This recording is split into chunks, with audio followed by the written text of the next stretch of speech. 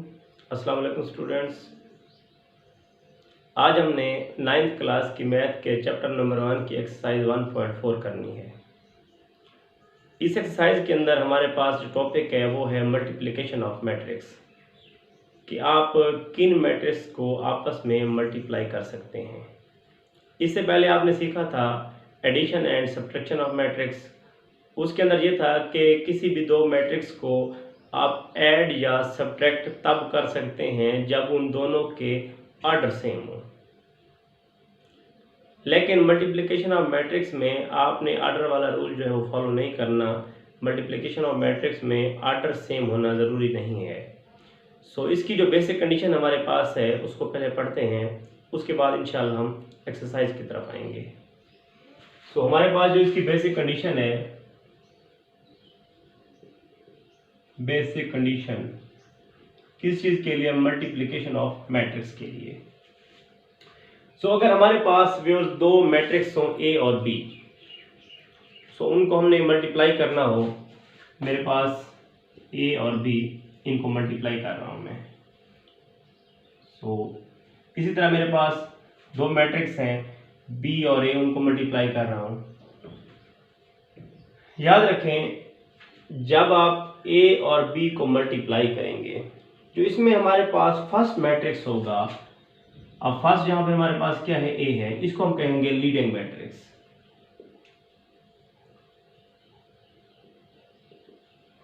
किसी भी दो मैट्रिक्स को जब हम मल्टीप्लाई करें, जो पहला मैट्रिक्स होगा वो आपके पास लीडिंग कहलाएगा, जो दूसरा मैट्रिक्स होगा वो आपके पास लैग मैट्रिक्स कहलाएगा। सो हमारे पास यहाँ पे जो बी है वो क्या है, लैग मैट्रिक्स।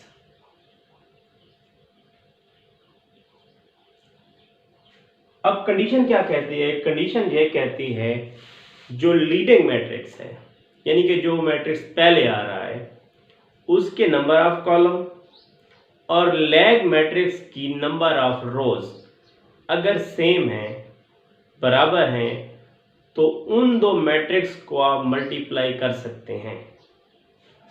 इस एग्जांपल को देख लें, इसमें हमारे पास b पहले आ रहा है, तो यहाँ पे हमारे पास b क्या हो गया, लीडिंग मैट्रिक्स,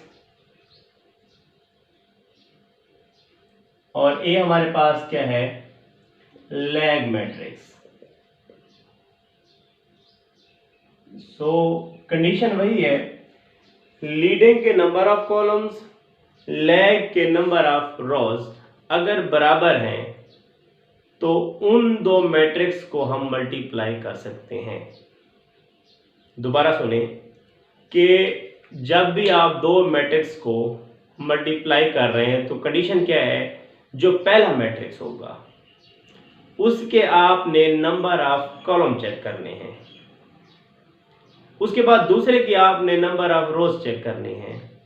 अगर तो पहले मैट्रिक्स की नंबर ऑफ रोज दूसरे मैट्रिक्स के नंबर ऑफ कॉलम के इक्वल हैं, तब उन दो मैट्रिक्स को हम मल्टीप्लाई कर सकते हैं।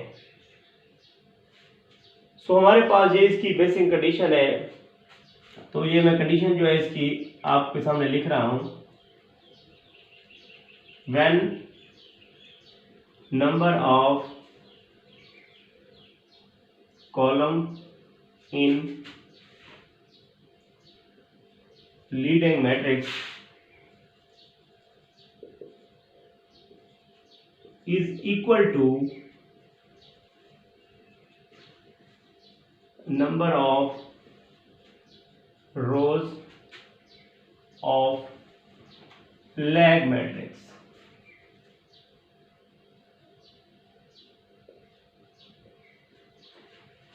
लीडिंग मैट्रिक्स यानी कि दो मैट्रिक्स के अंदर जो मैट्रिक्स पहले आएगा वो लीडिंग, उसके आपने नंबर ऑफ कॉलम देखने हैं। उसके बाद जो दूसरे नंबर पर मैट्रिक्स आएगा वो लैग मैट्रिक्स, उसके आपने नंबर ऑफ रोज चेक करनी है।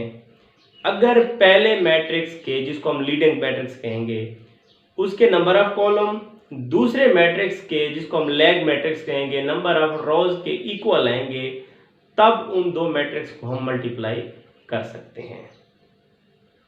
इसके एक आपको एग्जांपल देता हूं मैं।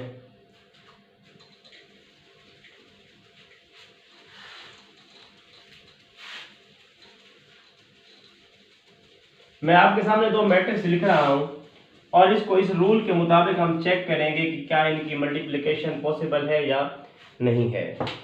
मेरे पास ए मैट्रिक्स है 1 2 4 -3। अपनी तरफ से मैंने कोई एलिमेंट्स ले लिए। मेरे पास बी मैट्रिक्स है 2 7। सो ये मैंने दो मैट्रिक्स ले लिए हैं। सो इसको मैं चेक करूंगा कि क्या इसकी मल्टीप्लिकेशन पॉसिबल है या नहीं है। याद रखें, मैंने ए और बी फाइंड आउट करना है, यानी कि ए को बी से मल्टीप्लाई करना है। क्या इसकी मल्टीप्लिकेशन पॉसिबल है?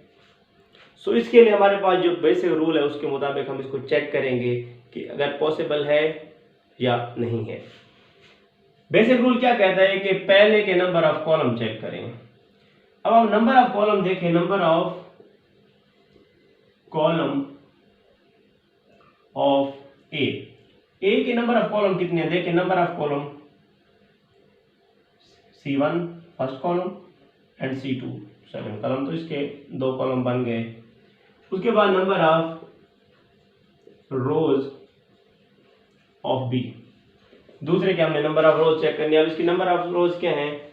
इसकी नंबर ऑफ रोज ओनली 1 रो। सो इसकी नंबर ऑफ रोज क्या है? 1। सो इक्वल इसकी तादाद नहीं आ रही कॉलम और रोज की। आप लिखेंगे A and B matrix are not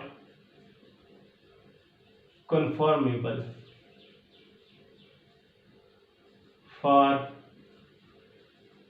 multiplication। तो ये हमारे पास मल्टीप्लिकेशन के लिए कंफर्मेबल नहीं है। इसी को चेक करते हैं। हमने ए बी किया, क्या बी ए पॉसिबल है? सो इसको आप अगर बी ए चेक करना चाहें, बी ए क्या ये पॉसिबल है? सो आप देखें, number of column of B हमारे पास कितने होंगे? आप यहां लिख दें बेशक के number of column of B. अब बी के नंबर ऑफ कॉलम क्या है? 1 2। सो बी के number of column 2। Number of rows आपने, क्योंकि आप जब बी ए मालूम करेंगे पहले के आपने नंबर ऑफ कॉलम चेक करने। अब पहले यहां पे क्या है? बी है। सो उसके नंबर ऑफ कॉलम 1 एंड 2। तो बी के नंबर ऑफ कॉलम 2 हो गए हमारे पास। उसके बाद आपने ए की चेक करनी है नंबर ऑफ रोज। सो इसकी first row and second row. So B के नंबर ऑफ कॉलम 2, ए के नंबर ऑफ रोज भी 2। सो अब लिखेंगे बी एंड ए या B A product is conformable for multiplication. So ये हमारे पास बेसिक कंडीशन है। अब हम चलते हैं एक्सरसाइज की तरफ। जी तो स्टूडेंट्स, हमारे पास एक्सरसाइज 1.4 का क्वेश्चन नंबर 1 है। इस क्वेश्चन में हमने बताना है कि which of the following product of matrices is conformable for multiplication, के किन दो मैट्रिसेस को हम आपस में मल्टीप्लाई कर सकते हैं। सो इसके लिए हमारे पास जो कंडीशन है उसको आपने अप्लाई करके चेक करना है कि किन दो मैट्रिसेस की मल्टीप्लिकेशन पॉसिबल है, किन की नहीं है। सो इसका क्वेश्चन नंबर 1 का पार्ट नंबर 1 मेरे पास है। सो पार्ट नंबर 1 है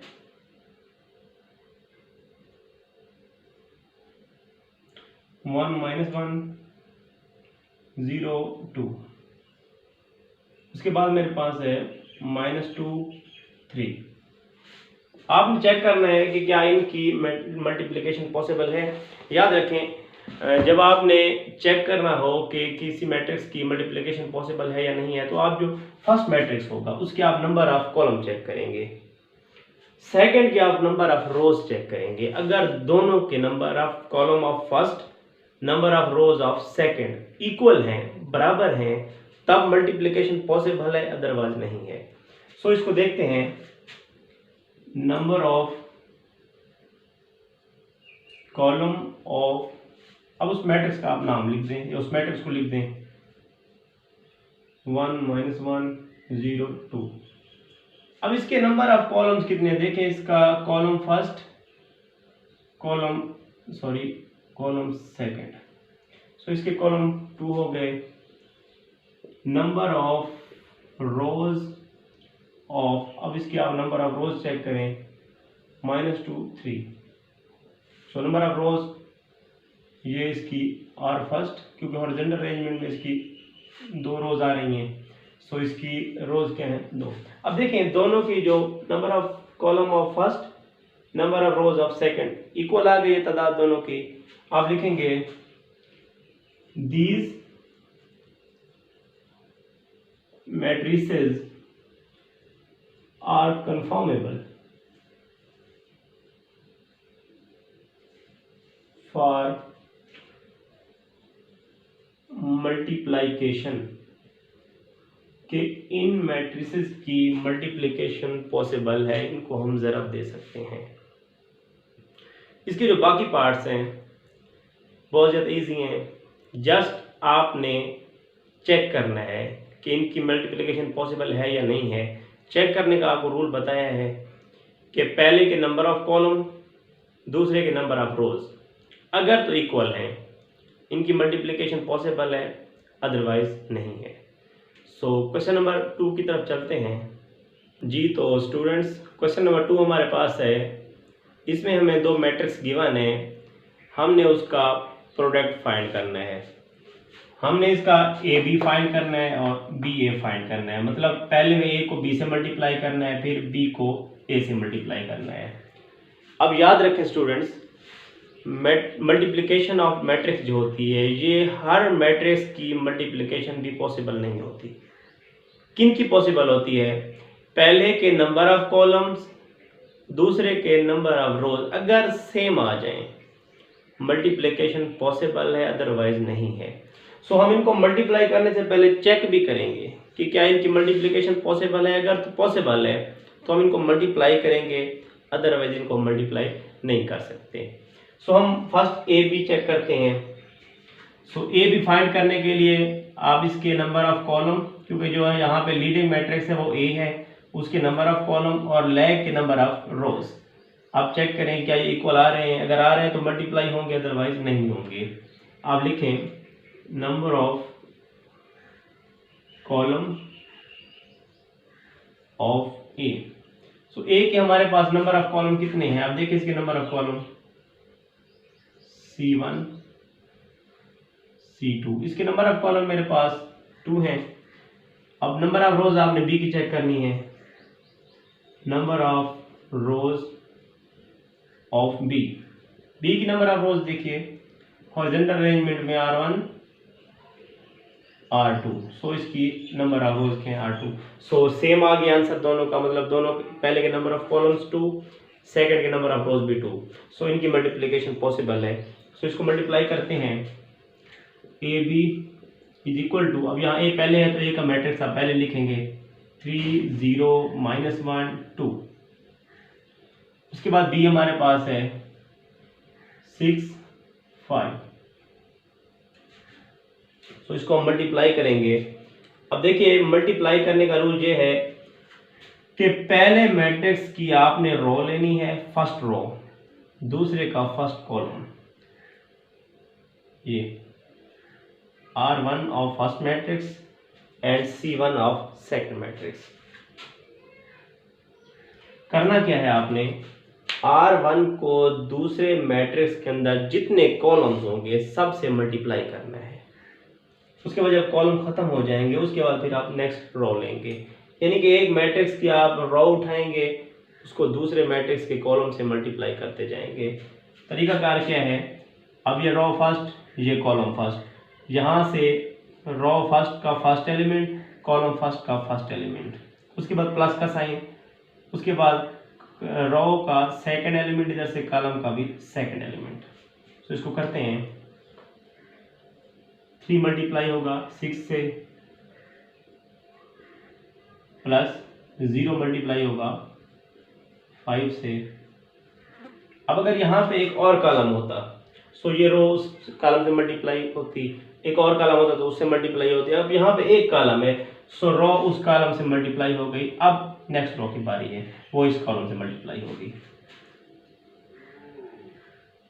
सो रो नेक्स्ट है तो इसको हम यहाँ लिखेंगे माइनस, अब देखिए -1 मल्टीप्लाई हो रहा है 6 से, प्लस सेकंड एलिमेंट, यहाँ से भी सेकंड एलिमेंट 2 मल्टीप्लाई हो रहा है 5 से। सो इसको देखिए 3 6 18 प्लस, मैं बड़ा करके लिखता हूँ, प्लस 0, उसके बाद -6 प्लस 2 5 10। सो हमारे पास जो आंसर बनेगा वो कुछ यूँ बनेगा ए बी का। सो ए बी का आंसर बनेगा 18 -6, सॉरी -6 नहीं आएगा बल्कि 4 आएगा प्लस का, क्योंकि 10 में से आप 6 निकाल रहे हैं तो ये 4 आएगा। सो ये हमारे पास ए बी फाइंड आउट हो गया। अब हम करेंगे बी ए फाइंड आउट। सो बी ए फाइंड आउट करने के लिए आप इस पर अगेन वही रूल अप्लाई करेंगे। क्या? पहला मैट्रिक्स जिसको हम लीडिंग बोलते हैं उसके नंबर ऑफ कॉलम्स, सेकंड जिसको हम लैग बोलते हैं उसके नंबर ऑफ रोज के इक्वल हैं। सो चेक करते हैं इसको। सो बी ए को चेक करने के लिए अब फर्स्ट बी ए यहाँ पे, तो उसके आप नंबर ऑफ कॉलम चेक करेंगे, column of B. So B के नंबर ऑफ कॉलम्स आपके पास, इसका नंबर ऑफ कॉलम्स क्या है 1, एक ही कॉलम है इसका। सो ये इसका C1। सो उसके बाद number of rows of A check करेंगे आप, number of rows of A. तो ए की नंबर ऑफ रोज हमारे पास है। अब ए की नंबर ऑफ रोज देखिए, ये इसकी आर फर्स्ट, ये इसकी आर सेकेंड। सो इसकी रोज क्या है 2। अब देखिए number of column of first, number of rows of second equal नहीं आ रहे, सो इनकी मल्टीप्लिकेशन जो है वो पॉसिबल नहीं है। अब लिखेंगे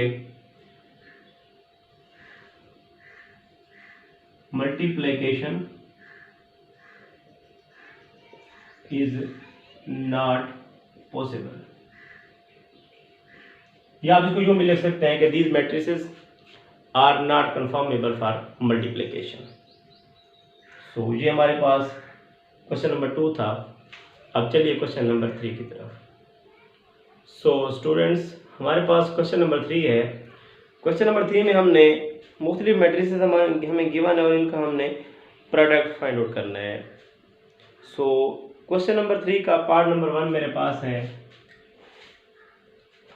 पार्ट नंबर 1 है मेरे पास 1 2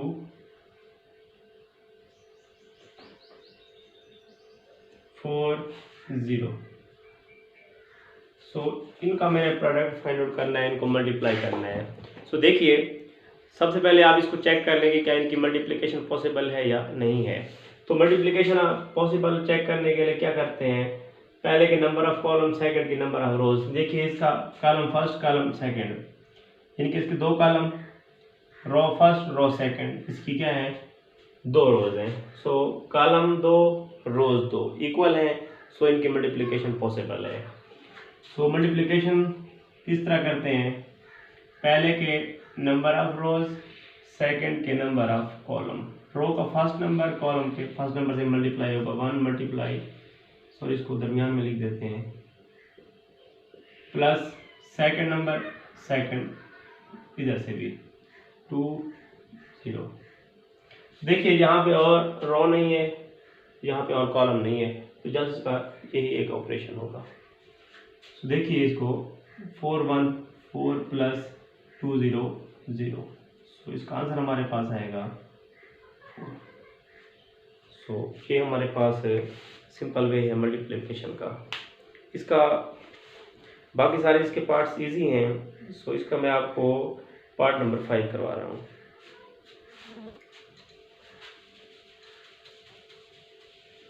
पार्ट नंबर 5 मेरे पास है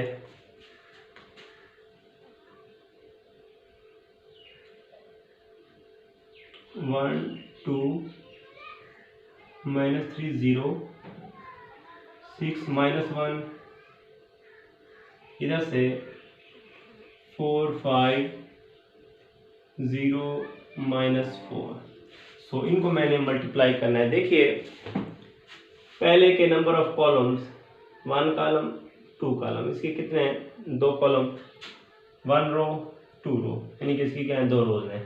2 कॉलम 2 रोज, तादाद इक्वल आ गई, सो इसकी मल्टीप्लिकेशन पॉसिबल है। सो मल्टीप्लाई करेंगे, यहाँ से आप फर्स्ट रो उठाएंगे, यहाँ से जितने भी कॉलम होंगे वो सबसे मल्टीप्लाई होगी। So first row first column 1 4 से मल्टीप्लाई होगा, प्लस 2 0 से मल्टीप्लाई होगा। उसके बाद देखिए अब यही रो नेक्स्ट कॉलम से मल्टीप्लाई हो रहे, तो थोड़ी सी आप स्पेस छोड़ देंगे। 1 मल्टीप्लाई होगा 5 से, प्लस 2 मल्टीप्लाई होगा -4 से।